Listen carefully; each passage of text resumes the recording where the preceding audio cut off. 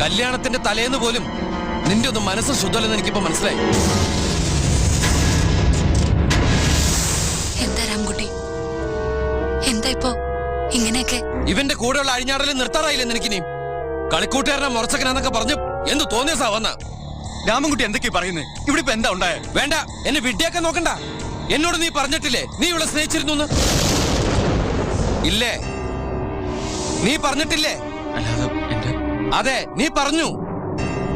നീ എന്നോട് പറഞ്ഞിട്ടില്ലേ ഇവന് നിനക്ക് ഇഷ്ടമാണെന്ന്? വേണ്ട, ന്യായീകരണങ്ങളൊന്നും വേണ്ട. എനിക്കെല്ലാം മനസ്സിലായി. നിനക്ക് സ്നേഹിക്കാൻ ഒരാള്, കല്യാണം കഴിക്കാൻ വേറൊരാള് അല്ലേ?